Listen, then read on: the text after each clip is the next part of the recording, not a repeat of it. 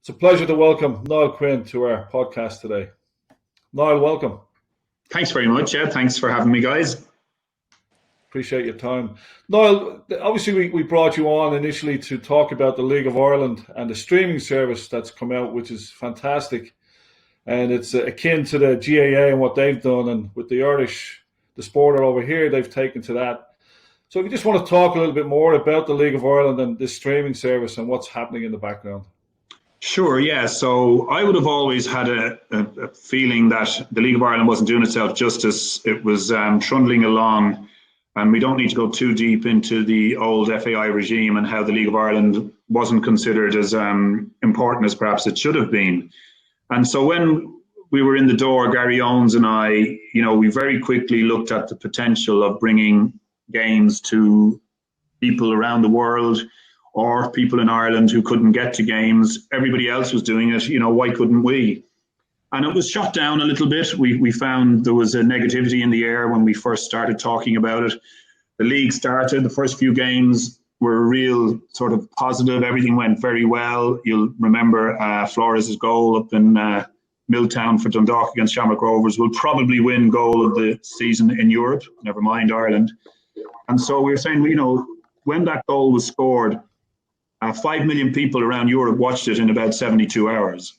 And we said, hey, something, there are people out there, they just need to be tapped in and switched into what's happening here. So we persevered and, met a bit of ridicule, I would say, from within the game, and carried on with it. And we did really well, actually, to get an introduction to the GAA Go people, and indeed the GAA, who were very helpful in saying how they had come onto this and how they were bringing it all together. And they worked with us all the way through. So we started to investigate it early on in COVID. And by the time we came out and got ready to play, thankfully we'd agreed a position. There was a number of people, once publicly it became known we were looking at this, there were a number of companies who came and knocking on our door. And it was good to know that, people thought that we had a proposition that people might pay for. And we had a lot of work to do on it, but the ultimate aim was to show League of Ireland football around the world, or indeed parts of Ireland, to people who would appreciate it. But it also had to be, a decent show. It was going to cost money. Money is tight, as you know. In the middle of COVID-19, we had a choice whether to abandon it when we knew the league was coming back, or would we use it and learn from this shortened league time and maybe be able to do something much better next year and following years after that. So it was an expense that some of the clubs would have preferred to have had been dished out to them. I've no doubt about that if you were to break it up and divide it equally amongst the clubs. But we persevered and ploughed the furrow on the basis that we'll learn so much about this. And look, I'm really pleased to say I don't have the numbers here in front of me, and I'm actually, I think technically I'm not allowed to do that until a certain date. But we're delighted that it's a good product. B, people all over the world are looking at it, and C, it will more than pay for itself. We know that for a fact now. So that's made it worthwhile, and the learnings of it are important too. It's great to be able to say we've done it, we're looking at it, but it's how you build on it and how we market it and how we get even better exposure as we go to put a fuller program in place for next season. I think that's the exciting bit. So, it's like, I suppose, the first few fences in the Grand National, we've jumped them and the horse is going well, but it's more jumps to jump in the future. And it's great, learning from what the GAA Go guys have done and putting best practices in place. And it will also open up employment opportunities for commentators, etc., analysts, ex-players, what have you. And it brings great interest to a wider audience. So all positive, and delighted that we overcame the initial ridicule that was hitting us quite hard from within the game. Excellent. Okay, I'm going to hand it over to Gary now, who will take it from here. Niall, he has some questions for you. Okay, thank you. You're welcome. Brilliant. First one up, Niall, doing a bit of research on this here, and I couldn't believe this quote from Malcolm MacDonald whenever you went on trial to Fulham. When you were 15 years of age, he said, "Where there's a hole in your backside, you will never make it as a footballer." Yeah, it's just so very. I mean, maybe it sums up that generation of coaching, but I mean, it's just so harsh. How did you deal with that as a young 15-year-old? Well, when I was under 14, I won Player of the Month for the Dublin Schoolboys League, and the prize was to go to a coaching session with Malcolm MacDonald and Frank Stapleton. And it was a great thrill. We went up to UCD. Do you remember McVitie's? They used to be biscuits. Yeah, the biscuits, yeah. Yeah, so McVitie's had this coaching course, and Malcolm MacDonald and Frank Stapleton came, and they were teaching us for 2 days, and it was brilliant, and I must have made some kind of impact on him then, because shortly afterwards I got a letter inviting me to Fulham on trial. And I was thrilled, and I'd never really I love playing football, but I didn't dare dream that I'd end up on trial in England. And it came about in such an unusual way because my team wouldn't have been in the A leagues that I was playing with. So I went off on trial, and as a young lad, I was 15, and I stayed with my auntie and uncle in Twickenham. I got the train into Putney every morning. I remember it clear as day. I was in an hour and a half before I should. Thought this is wonderful, the great world of professional football. They were top of the championship at the time, what we call the championship now. And they were about 9 points clear with 2 points a win, and they looked destined to be going back to what we now call the Premier League. And the place was buzzing, but when I look back, it was incredible, the lack of facilities. Like, we used to go to the local park to train, and all of a sudden there'd be like a sketch because the park ranger would be coming in, and everyone would be picking up bollards and bibs and running to the next public park. And we'd carry on the session at the next public park. It was amazing. I really didn't stop to think about it. I was in awe because I was in and around footballers, and Ray Houghton was there as a senior. Wow. So there was Gary Payton, who I later played. There's 2 players who were there, and it was an incredible time. Tony Gale, who went on to West Ham, he was there. There was, I remember them all as clear as day. But the trial itself, sorry, to get to the point, the trial itself, I did okay running from park to park and in the sessions, but they had 2 matches and they put me in the reserves for 2 games. And I was 15 playing centre half, so I wasn't a striker then. And in my first game against Charlton, I did all right. I struggled, but it was fine, and I thought I'd be better for the second game. But we played QPR in the second game, and QPR reserves beat us 5-0. Clive Allen was coming back from injury and scored the 5 goals, and I was meant to be marking him at 15 years of age. So I think when it came to the decision to be made on me, the cottage there at Craven Cottage, yeah, that was Malcolm MacDonald's office upstairs, and I was told to go up and see him. And I went in to see him, and he handed me a signed football by all the players, and he said to me, "You're a bright lad. You're not for the world of football. In fact, I'd like to give it to you as a man to man." He actually said I'm a misogynist by nature, which I hadn't a clue what it even meant, right? 15 years of age. I was going, all right, but I want to give you this news like a man, and you'll be all the better for it. And I went, grand, hit me. And that's when he said, as long as you have a hole in your backside, you're not going to be a professional footballer. So some would argue to this day that he had a point, but it didn't. I wasn't offended. I came out. I was glad. I had a signed football from the likes of Ray Houghton and Gary Payton and others. Gordon Davies was the centre forward. He was the guy who scored all the goals. Paul Parker was there. Yeah, who went on to fame at Man United. But anyway, I headed back on the plane and joined the local hurling team. And football took a little bit of a back seat. Hurling became my passion then. And it was only when I moved to Lord Celtic, who were a year older than me, who were in the A-Leagues, about 6 months later, or 8 months later, that I got back into it. It was a great coach there, 2 great coaches, Murray Price and Barrow Bradley. And they really got me at it. And it was a different kind of team. Like, I was with this lovely team up in the posh end of Perrystown, where all our parents had 2 cars and would come and support us at every match. And then suddenly I was playing under 17 football. And we were waiting for guys who'd been in the barracks overnight, arrested, and we were collecting them in a minibus that the local police was driving, bringing us to matches around housing estates, collecting lads.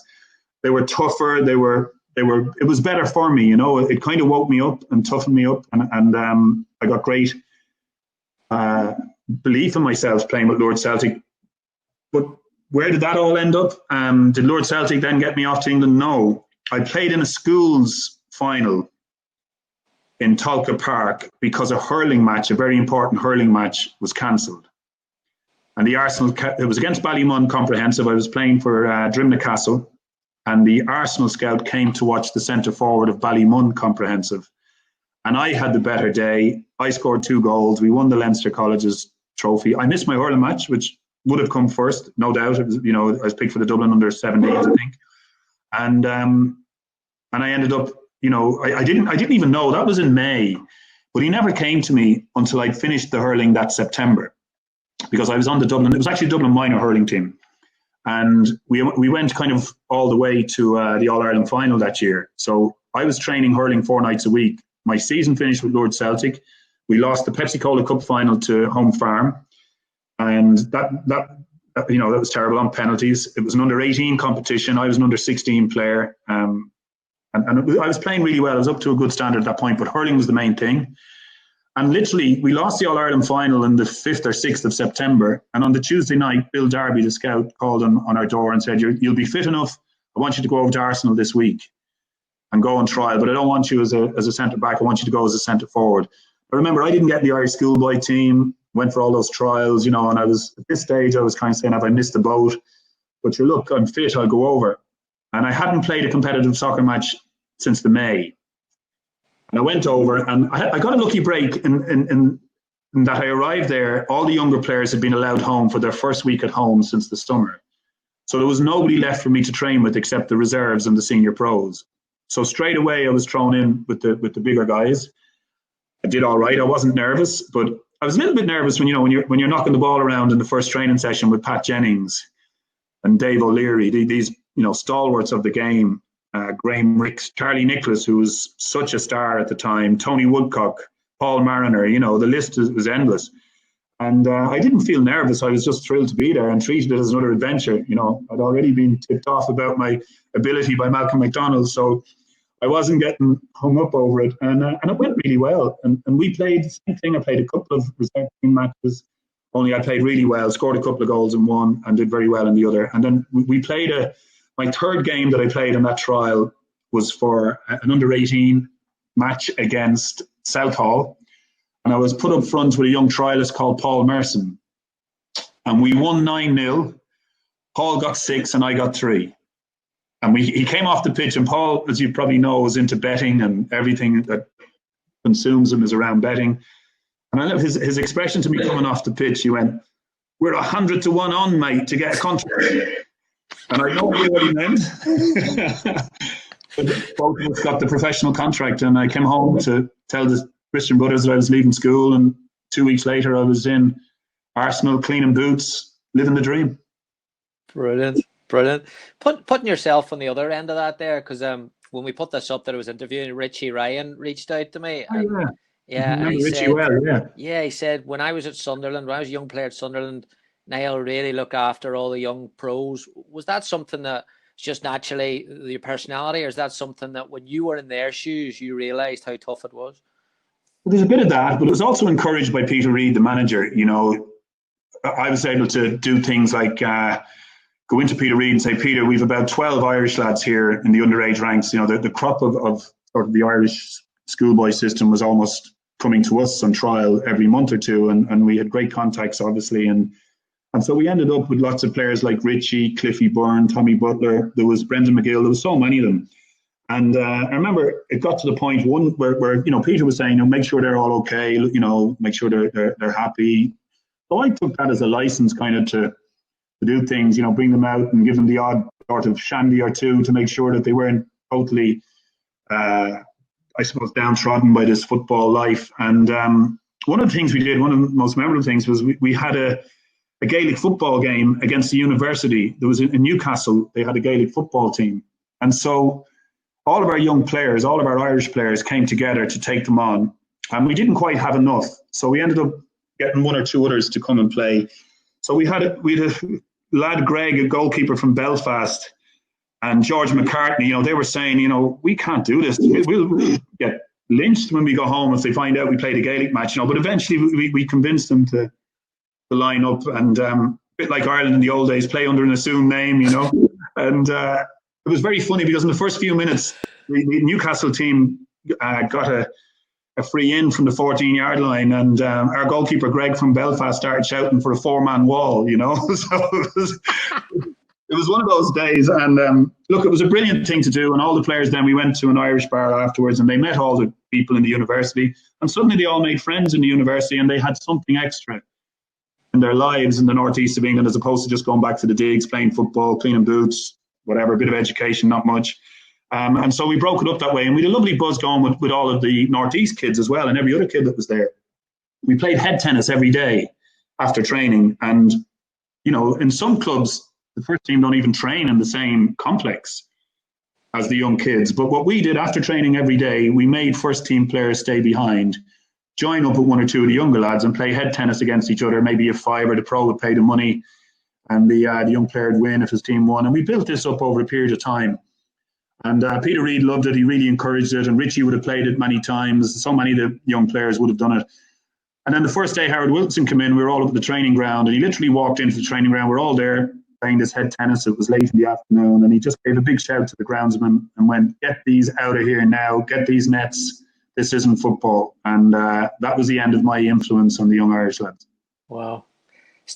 Sticking on Peter Reid then, someone that fascinated me, because that early 90s, he was taking Sunderland at, like, I'm guessing 5th or 6th Premier League, maybe even 4th you were up to.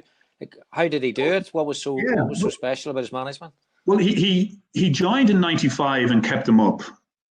And maybe 95, 96 season, he kept them up. And then he bought me in the August. And I was at the record signing at 1.3 million. Now, I'd had a cruciate 2 years earlier, and Man City had probably said that I was a risk to them now. I was past it because it was much more difficult to get over a cruciate in them days. And I was allowed to go to Sunderland. And Peter was great. I had no other club come in for me, bar a team in Malaysia. So I was really struggling. And Peter came in and paid all that money for me. And I repaid him by doing the other cruciate 5 games in. So I was record signing and I was gone. I tried to come back for the last few matches, and I did. I came back and played as best I could, but I wasn't right. We got relegated. It was our last year in the Stadium of Light. And we then moved into our last year in Roker Park. And then we moved into the Stadium of Light as a relegated team. And I wasn't really ready. You know, my knee wasn't correct. There was still problems with it. And after 6 or 7 games that season, I was all set to jack it in because I was just struggling too much. And Peter was really good. He got me to go to a new guy in Bradford because I'd had 2 really good operations, and they're still great to this day. There was something wrong, and Mr. Ballin in Bradford, I'll never forget, he had the registration plate on his car, ACL1. So I thought I was encouraged by that. This guy is confident, and he went in. I went in to see him, and overnight he diagnosed the problem. Next day he got rid of it for me, and then I started to rebuild my career. Sunderland started to do well. We just missed out on promotion that year in the playoffs with Charlton in an epic playoff final against Charlton that we lost on penalties 7-6. But the seeds were sown. We knew we were a good team, and if we all stayed together, the next year we'd get into the Premier League, and we had it won by March. And we broke the record. We got 105 points. It would have been 120 had we not gone celebrating from March onwards every night of the week. We were at the Durham branch, the Morecambe branch, the Newcastle under Lyme branch. We were all at dues every night of the week, and we spent 2 months celebrating. And in those 2 months, we dropped points that would have nobody would have beaten our record, you know. But it was great because we'd stuck together. There wasn't many new signings, anything like that. And we come into the Premier League full of confidence, and the first day we got an absolute battering and a lesson from Chelsea. And you know, Phil Brown, when he brought all the players into the box and started pointing at them, well, Bobby Saxon, our coach, did that, but he did it, in fairness, 45 minutes after the final whistle, and brought us all out into the centre circle. And it was the most incredible team talk I've ever heard or will ever hear. And the turnaround was so complete that by early December, we played and beat them 4 at home, and they'd World Cup winners playing that day, and we went second in the Premier League for Christmas. And that was a great time. Now, all Sunderland fans will remember it because we had a fella called Kevin Phillips who was just popping up, scoring goals from everywhere. And to give you a measure of how good an achievement it was and what he did for that football club, he's the only Englishman since or after to have won the European Golden Boot. And he won it playing for Sunderland. Now, that takes some doing. You know, we weren't winning 5-0 every week, But as happened that season and has happened the season afterwards, we got tired after Christmas. We were second, second in around second place in the Premier League at the turn of the year, both years, but we faded to seventh both times. And looking back, what you know now about squad rotation, etc. Maybe if they had 5 or 6 players to come in that they trusted to come in and give us all a rest. But in them days, you got appearance money and bonus money, and you'd be devastated if you didn't get some of that. So you'd hide injuries to play matches. It's different to how it is today. But look, it was a great time, and Peter just trusted me. Anytime the players went out on a social occasion, he'd come to me and he'd go, "Just make sure they all get home. Nobody gets in trouble." I didn't succeed all the time, but I got into a bit of trouble myself. But they were great days, and I remember them as if they were yesterday. We talked a little bit about business before we started recording, and your ventures in there. And we're kicking the interview off about the streaming and growing a project there. And when we're talking about Sunderland, so to put all that together, and we look at the Netflix series, I wanted to get your thought, from a business perspective or from an upper level management in a football club. Do you think that's a good move for a club to do, or do you think maybe it can harm the brand, do more harm than good? Well, I think Sunderland was going so low that it was good to get Sunderland's brand out there in any shape or form, good, bad, or indifferent. And the Netflix series, was phenomenal. The first one, I was kind of reluctant to know whether I wanted to watch it or not. And it was last Christmas before last, so it would have been, 18 months ago? Or maybe it was Christmas just gone, I can't remember.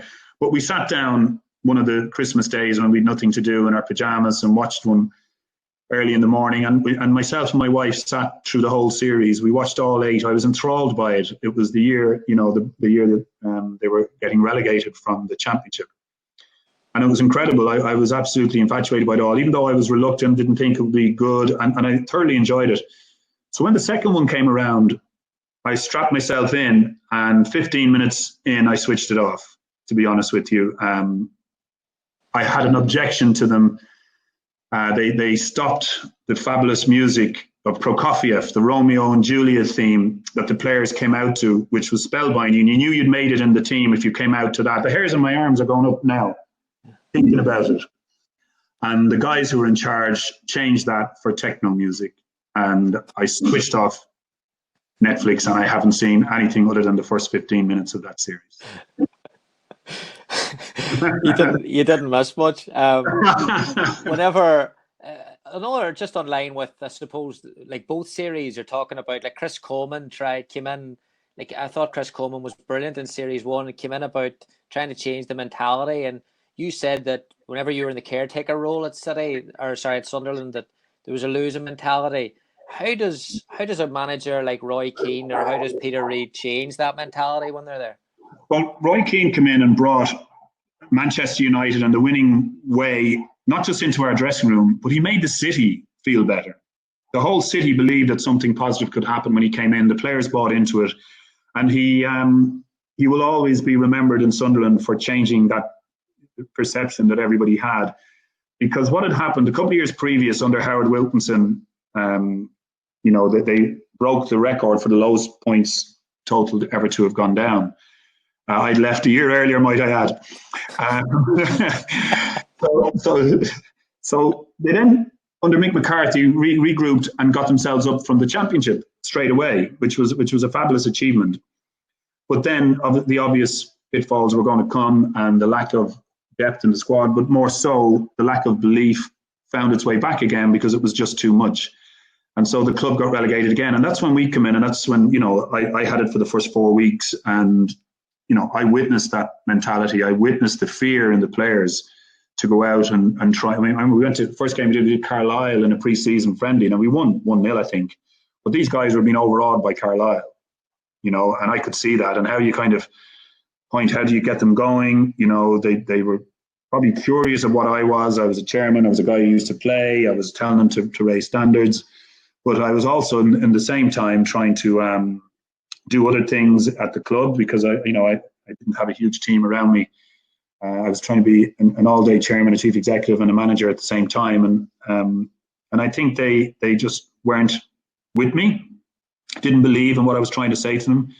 And Roy came in, and they immediately grew 6 inches, every one of them. and it was incredible to see. And he set standards in that opening period, which ultimately got them. And when they got used to it all, and when they found their full confidence, come Christmas, they were never going to lose a game, you know, and they were always going to get there. And we won the league comfortably in the end, having Roy. I think we were third bottom when Roy took over, and I will put it on record that I did win one game as manager. People sometimes forget that. We beat the league leaders, West Brom, in my last game, and then I did the right thing, as all good chairmen should do, sack the manager when they know it's not going much further. So it was an easy decision to make. Roy was available again, and you know, the role he played, the belief he brought into that dressing room. Now he will say as well, you know, he got help. We bought 6 players for him in the first day that he got there, you know, which was the last day of the window. And I think Sky Sports, one fellow who outside the ground said it's like laying eggs here. There's one coming every hour here at Sunderland, you know. But we did that. We brought some good players in that time. Stan Varga came in, you know, Dwight York. There was some really good players came along. Liam Miller on that day, Lord to mercy on him, you know, and all played their part. And then we brought other players in the next window, and you know, the push for promotion was on, and it worked really well for us. The squad were great. And then when the step up came after getting promotion and winning the league, you know, that was the big test, and passed it with flying colours. We had a great first year, even though we you know, flirted with danger. It was just brilliant to see the club stay up, and the club, it must be said, stayed up for 10 years after that. You know, other people were there, the Sam Allardyces of this world, you know, kept them up. And I think it was an important period. You know, had we gone back down straight away at that time, you know, I think the club, you know, would be far worse off for it. I think mightn't have the fan base it has now, mightn't have, you know, the passion that exists, given the tough couple of years that the club have had. But look, you know, people often say to me, oh, you and Roy Keane fell out, but I can assure you, whatever trivial stuff, you know, that we might have been involved in post Saipan, which wasn't trivial, of course, it was not right for me ever to remind people, you know, that this guy had done brilliant for Sunderland, had done brilliant for me, and that's what I remember. I don't care a lot about the Saipan story. That ended as far as I was concerned, and he did great for Sunderland, and that will always stand the test of time. Mm.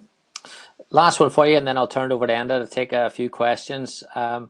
Sadly, recently we lost Jack Charlton. I suppose everyone feels as if they know him in Ireland, and even extended beyond. We all feel as if you know, he had such a big part in our lives. And I saw this video on YouTube about him talking about you, and it's just a 1 minute little segment. And I wanted to ask how you felt from your perspective, because a lot of coaches on this here, how he's talking about trying to change something in your game, and you know, at that level, how did he try and do that? Niall Quinn is a lovely lad. I met him first when he was at Arsenal, and then he went on to Manchester City, and then he went on to Sunderland.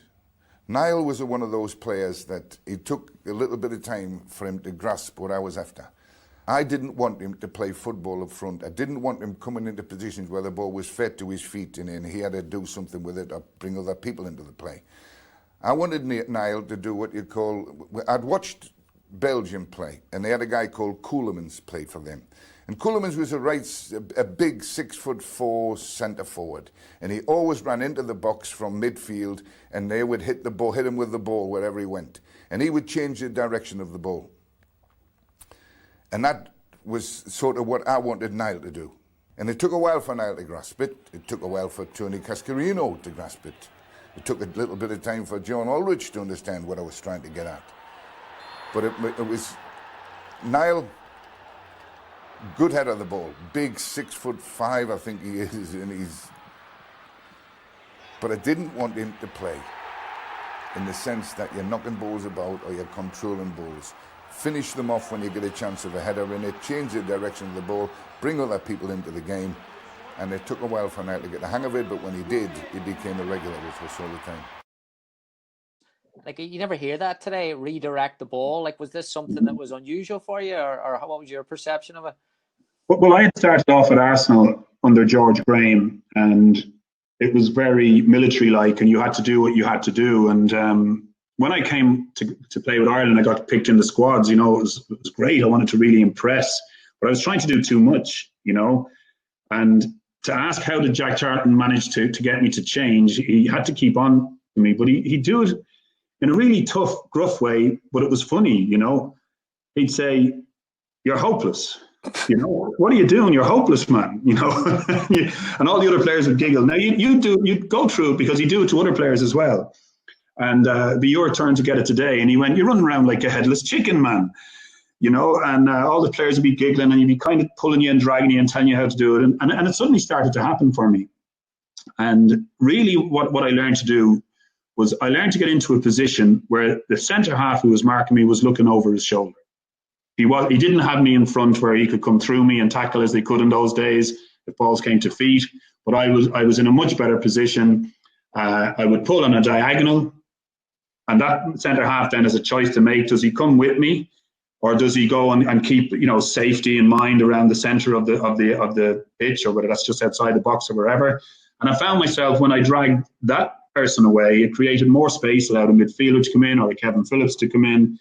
And then it was a matter of getting a bit of joy with that, understanding that was the way to go forward, and then getting people to play to your strengths. And I was lucky, at Ireland, at Kevin Sheedy, who could put a ball on a sixpence on a diagonal on one side, Tony Galvin in the early days on the other side, and great players came. Dennis Irwin, as much as he wouldn't play that ball often at Manchester United, he could put it on a sixpence for you. And I just found the ball was coming to me. It was in my domain. I was in charge of the situation, and I suddenly got better at holding it up, bringing people into play in a more dangerous position than running 30 yards towards the halfway line, getting a touch and laying it off out to a fullback, and I have another 40 yards to go in the box. And Jack used to go, because the reason you do that, Niall, is you're thick. Gotta stop being thick. And it started to happen for me, and then I got really good at it. And then I ended up, making sure at Sunderland that players did it. And we had two wingers at Sunderland, Nicky Summerby and Alan Johnson. And they didn't have pace. They didn't beat players, but they could put a ball in. Nicky in particular. Nicky was the best crossover ball I have ever seen, never mind worked with. And he used to cross it from deep areas. He never used to get back past his fullback. I'd have pulled into that little area. The centre half would come and try and challenge. I'd hold him off. I could chest it down. And suddenly we were on the edge of the box. And when you have someone like Phillips then putting the ball in, kind of made you look good, So I kind of got the hang of it then. And I put it all down to Jack. And Bobby Saxon too, who totally agreed with him, who was at Sunderland, who was probably my favourite coach of all. And they just instilled a belief in me to always do what you're good at on the pitch and avoid doing what you're bad at. Sounds simple. Simple game. But when you're trying to impress and you're young and you're running around the place and you want to get in this Irish team and you want to score, you don't get it. But then you get a little bit craftier, and you start listening to the manager, and it just started to work for me. And I'll be forever grateful to him, because then more confidence comes for other things, and then you think, I'll let fly here from 25 yards, and the odd one went in, and you start getting a reputation for yourself. And then they start putting two centre halves on you, and Phillips has a load of room, and they knock the ball into Phillips, and Phillips scores. And I started getting credit for that as well, So without giving me all that advice, I would probably have drifted away off down into the lower leagues. But when he was doing that for me, and it started to happen for me at Man City, I really just took off, and I really felt as if I could match it with all these great footballers, and I had a good spell. I think somebody told me recently that Aguero, Tevez, and myself are the last three players to score 20 top-flight goals in the league in Man City. That's something that I'm proud of, but obviously I'm shouting it out here to you all. But it's also something that wouldn't have happened if Jack Charlton hadn't met Niall Quinn. Brilliant. First class. There's a couple of questions coming in, actually, and once Enda jumps back on, we'll get them. When you played in the World Cup, Niall, 1990 in Palermo, what was that like when you came out and seen, obviously again in 94, but just when you come out and you see the Irish supporters on tour, basically, what's that like? It's just incredible. It was the most extraordinary time in my life, and maybe we didn't appreciate it because we weren't up there enjoying ourselves the way the fans were. I think Con Houlihan, the famous reporter, famous Irish journalist, summed it up. I missed Italia 90 because I was over there working. I think that's probably how we felt at the time. We were locked up in a hotel for a month in many ways, and Jack was great. He let us walk down the street outside and go out the hotel. The Italian Carbonari didn't want us to, but we used to go off having coffee and walk away, meet the fans. We were a different team, Right. Now you see players getting off the bus with big headphones and don't want to look at anybody or sign an autograph. We were the opposite. We were junkies for going out there and signing autographs and getting pats on the back from people, we lost the run of ourselves in many ways. And we were kind of doing a bit of that in Italy, but we didn't really enjoy it the way the fans did. But when you were out there on the pitch and you kind of knew what it meant, and scoring that goal that night in Palermo was huge for me. As Jack said to me afterwards, I should be buying Hans van Breukelen drinks for the rest of his life, because he was the goalkeeper who threw the ball to me and I got the rebound. But again, it just shows you, Pat Rice was my youth team coach at Arsenal, and he drilled in me to follow in every shot. And one day it'll be worth it for you. And I actually got 2 days out of it. I scored in my debut against Liverpool because Bruce Grobbelaar did the exact same as Hans van Breukelen. And I beat Mark Lawrenson into the rebound and scored.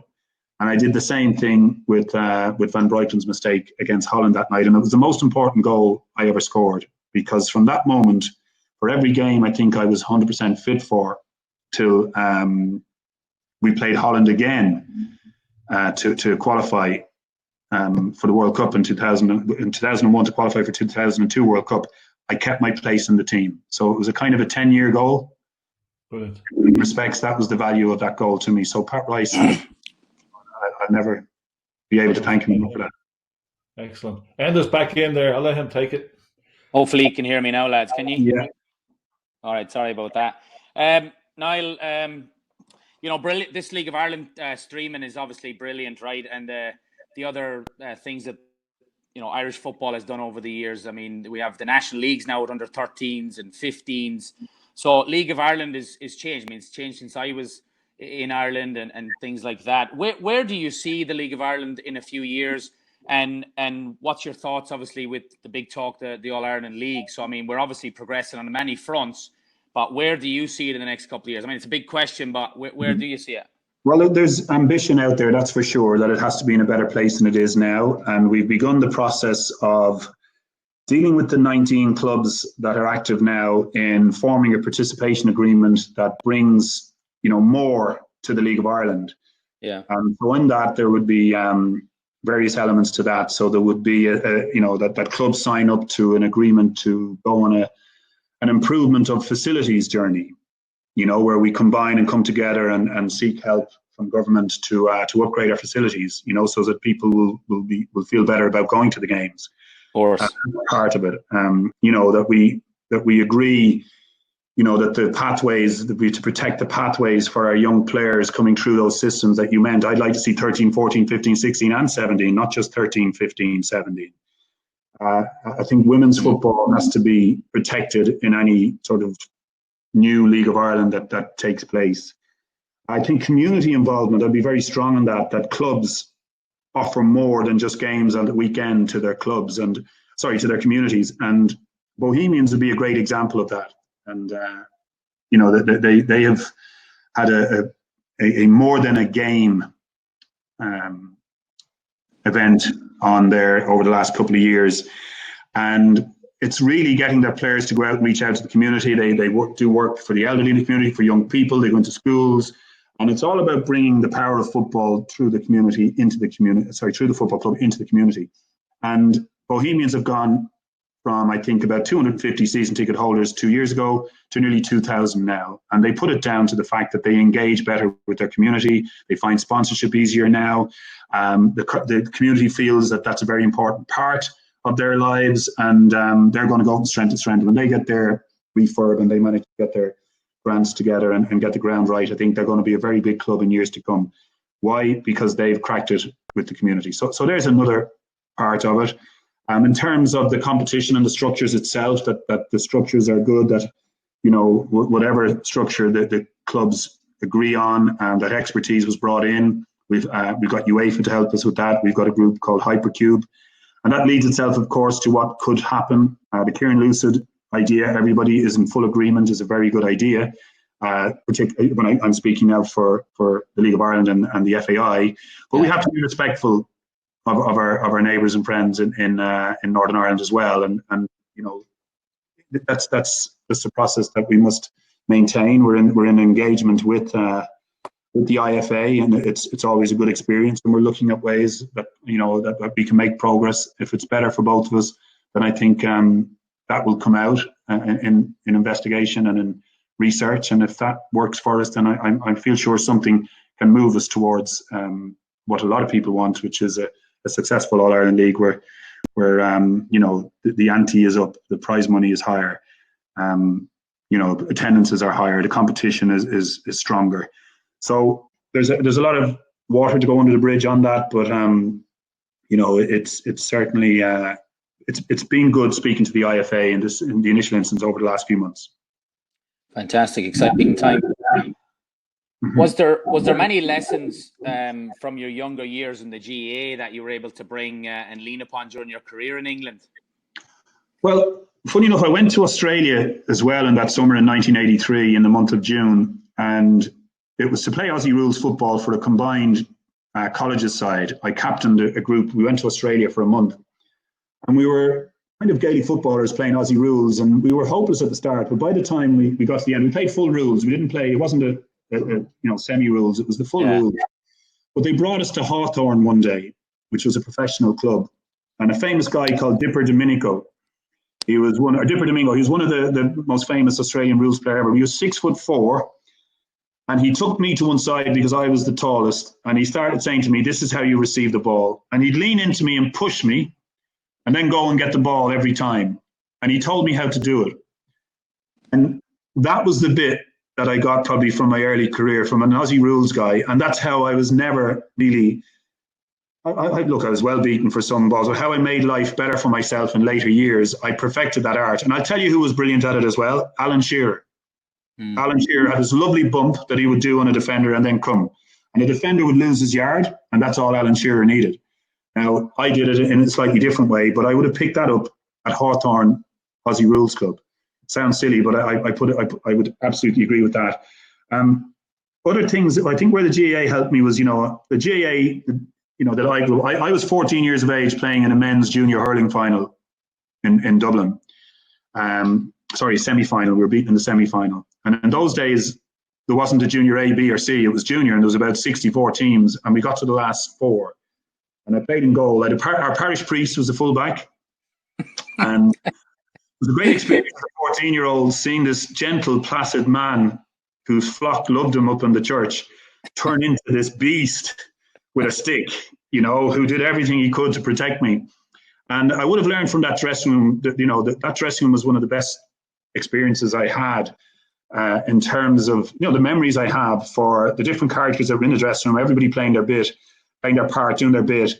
The team manager, Joe Clavin was his name at the time, Paddy Croak, they were great people. They were mentors that, that believed in these kids hurling around the streets of Dublin and mixed them in with a few older men. And that was my first great experience of GAA. I mean, I went to a minor hurling final years later, but to be part of a man's dressing room and, to kind of even be invited to the pub after, it sounds silly now at 14 years of age, but go up to the pub and my mother and father making sure I was only drinking Fanta,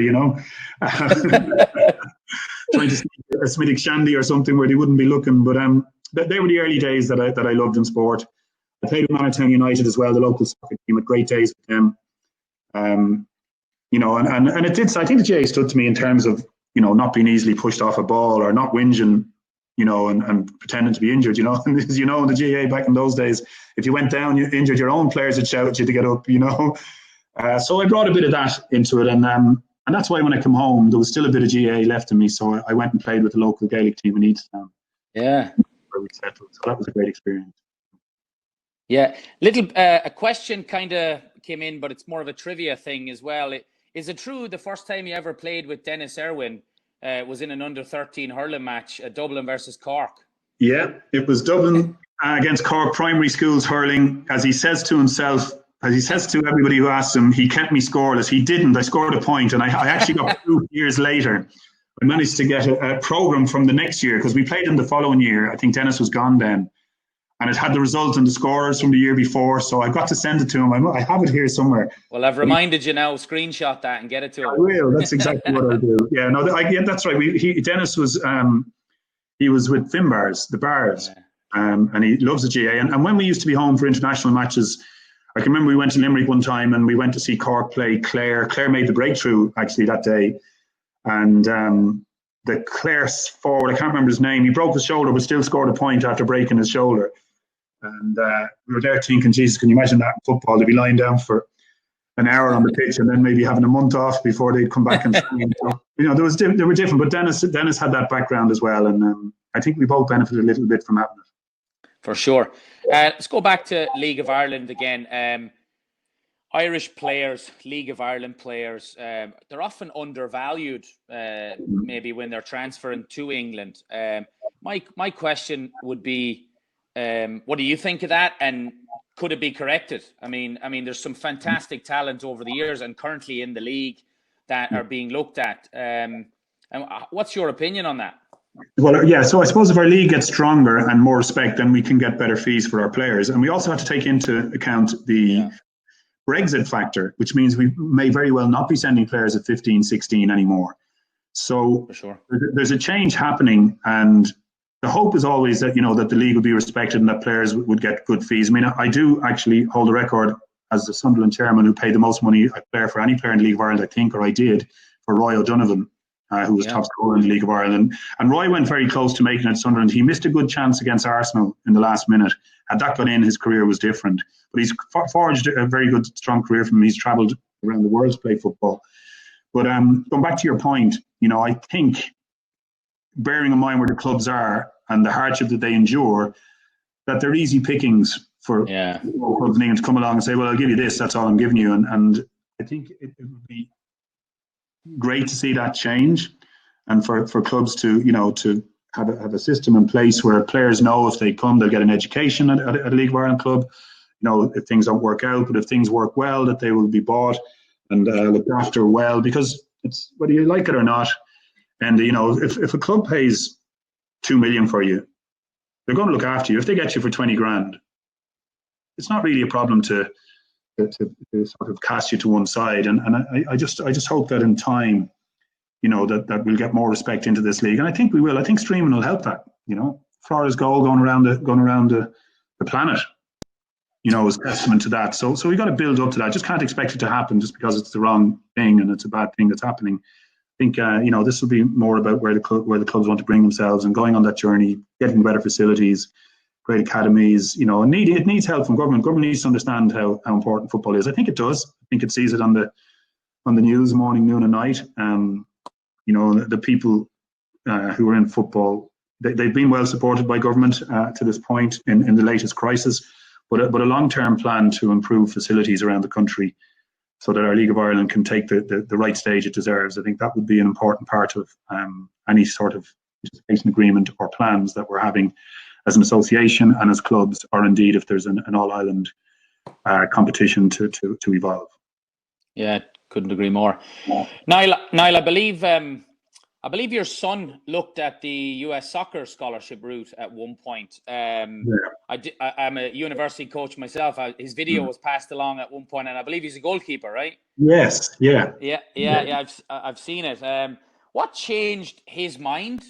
How what was the premise with staying home? Was there, did you, what's your thoughts on that? Like, was it something just, he just wanted to stay home, or because obviously it's a different route.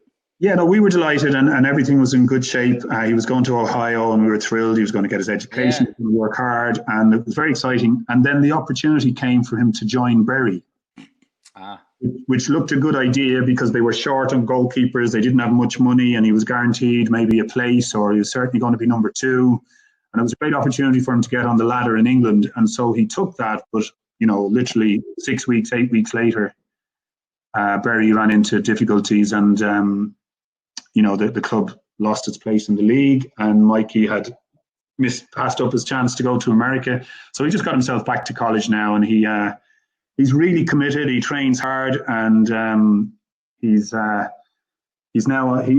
doing psychology in DCU, and he's also bringing goalkeeping into his semester this year. He's got a presence online, and he's going to kill me because I forget the name of it, but I think it's the goalkeeper psychologist. I'll get it up here now so that he doesn't kill me while we're training. But he's got lots of followers, and he's really intent on helping goalkeepers with the mental side of their approach. Yeah, I have one of them that needs a bit of that. I can't actually. I'll be too long trying to get it, but he's a caring guy, and I think he regrets it at times. It's just the way things happened. He took a punt at the last minute to go and be a pro footballer in the UK at a low level, of course, in the bottom league. But it didn't work out for him. I remember seeing his video. He was good player. I think I knew he was going to Ohio, so I was like, I'll just back off him. Well, off camera, we might send him over to you. You never know. You get us, and if you feed him and look after him, that'd be great. Oh yeah, we can arrange something. Kind of staying on that topic. The under-19s is kind of the last stage before the first division and the Premier Division. I played in the old Aircom under-21 league way back, and I think there's a big gap right now, right? That's why we're seeing a lot of Irish lads in the States, right? They're finishing at U19. If they don't get signed for Sligo or Shelburne or Galway, then they're coming over to the States.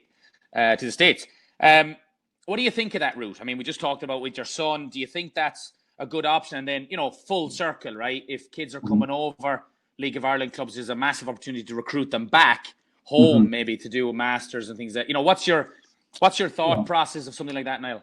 Well, in an ideal world, we would have a presence in the US. We would come over and play matches. Our clubs would take part in competition. Yeah. And I bring you back to the time of Dr. Tony O'Neill, who was a visionary who, saw that young players weren't going to get what they wanted from life just because they were good footballers by getting over to England on a boat at 15 or 16 and coming back pretty much broken up at 18, 19. And he set away, a whole raft of footballers to make sure they got their education in America. And some people I meet now, and they thank him to this day for the choice that they made. So that was heavy in my mind when Mikey was thinking going to Ohio, and I knew it'd be good for him rather than being here. But I do believe we have to find better ways of keeping our players at home. And again, it goes back to the full. You just can't say keep them at home. You've got to get everything right. You've got to get the facilities right, the investment right. You've got to get the sponsorship right, and get the money in so that the players understand that there could be a fruitful existence for them here, as well as maybe a proper education. If they can't do that, then I see how America is an obvious attraction, and I would never object to a player doing that to fulfill his education as well, because they do it right there, as you've been through it. Just because you're a good footballer doesn't mean you're going to get where you want to be in football. You have to do your grades to get there, and I think it's a fabulous system, and one that we do the exact opposite of in our country. So we have a lot to learn there. I agree. Yeah, and then even if kids do go, I think there's I think there is a gap where kids could go back. I mean, there's just tons of ways for these kids that want to go home, Well, there is. And then you've got clubs like, I know St. Pat's brought some players through, a university placing in Maynooth. Yeah. And the contracts ran out and they joined their rivals. So St. Pat's would say to you, well, look, we're setting them up, giving them a great education, and they let the contract run out and use the Bosman ruling. And it doesn't encourage clubs, even though Pat still do. And it kind of, there's a deeper story there than probably you and I are discussing, but it would be lovely if again, as part of government assistance, football and education in the country, that players knew there was a pathway for them nationally, and that they didn't have to go to the States. But then again, as you say, to come back, I think one or two players have done that and come back to League of Ireland, but it's not, I suppose, in the forefront of clubs' minds at this point. Yeah, no, for sure. Last question from me, Niall, and I'll turn you over to Johnny. What was the biggest derby game you played in, and why? Well, I played Arsenal Spurs game as a young kid. That was big, and had some rare battles with Graham Roberts, Richard Gough, players of that calibre. They were tough out. Amazing crowd, the noise, the whole thing. It was so different to the other matches I played. I then went up to Man City and did the Man United Man City derby, and never won one, which makes me not like it that much. I drew plenty of them, scored in plenty of them. But, we were 3-1 up in injury time one year and drew 3-3. So I don't have great memories just because of results. Yeah. I remember coming off the pitch at that point when United had come back in injury time and scored the 2 goals. And I'll never forget the United fans singing, Blue Moon, you started singing too soon. and it stayed with me. And ever since then, I have a dislike of Manchester United that I find hard to leave to one side when I'm trying to do commentary. But that's it. It either gets you or it doesn't. And United had the upper hand. Alex Ferguson took that team on a journey then. We got left behind. So that derby was what it was. But where I saw it, what it meant more per head, if you like, per population was, the Newcastle-Sunderland derby. 300,000 or 400,000 people in Sunderland, 50,000 at the match. Every household virtually represented by one person, if not two. It just extraordinary stuff. What it meant in the whole fabric of the city. How they would, ring in work sick on the Monday rather than face their colleagues from Newcastle. The stuff they got up to ram it down fans' necks. The grown men turning into children. It was just incredible. And to do that in their ground in St James's Park. One year we had 800 fans at the match. Hullett had his team primed to win the Champions League. Sexy football, if you remember, was the byword. And good old Sunderland came up and turned them over. And Kev and I both scored that night. It was monsoon rain. It was almost called off, but it was warm rain because it was in the end of August, start of September, I think. And that was an incredible game to play in. And I knew all about it then. A year later, we did the same thing. And to get the winner a year later was probably the most special goal, I think, in my club career that I can remember and what it meant.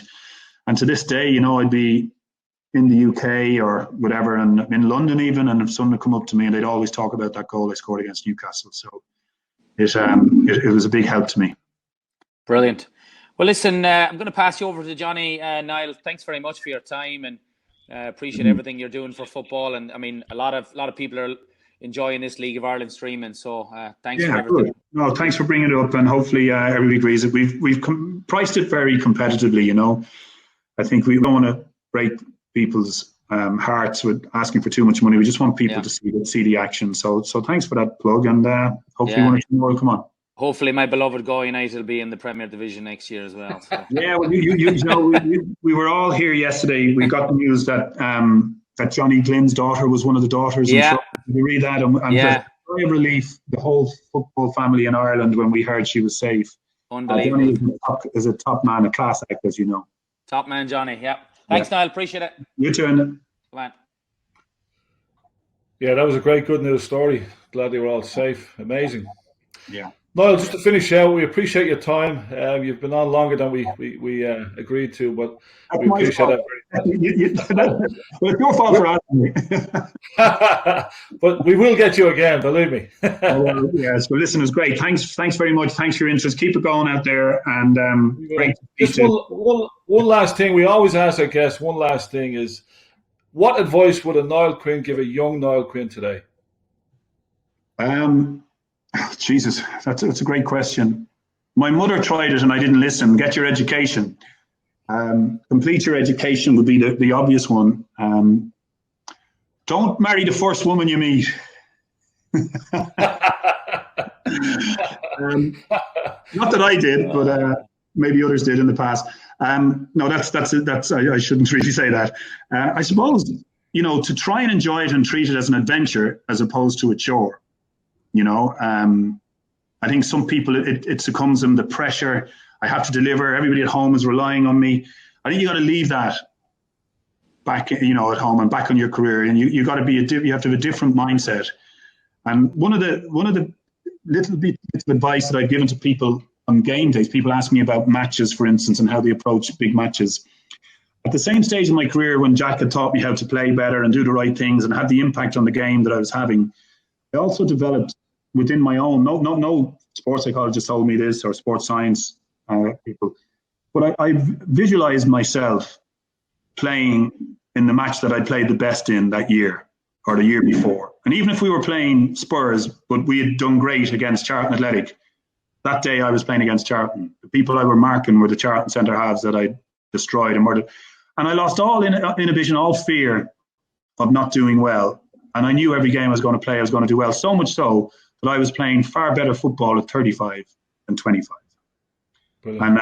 And I think sometimes we can build barriers up against ourselves. And if I could help young players to overcome them, then that's the best advice I think I could give. Excellent. Niall, gentlemen, appreciate your time. Brilliant. Thank you so much, Niall. Well done. I'll look you up when all the world goes back to normal. I'll come out and see you at some stage. Love that. Good man. Folks, tune in to watch League of Ireland. Current game on live right now is Dundalk versus Waterford. Later on tonight, Cork and Sligo. However, I think we'll be all watching Barcelona and Bayern Munich. But well, yeah, you're right. We'll see. Thanks, guys. Thanks again. Thanks, Niall. Thanks, everyone. See you, Niall. Cheers. Come on.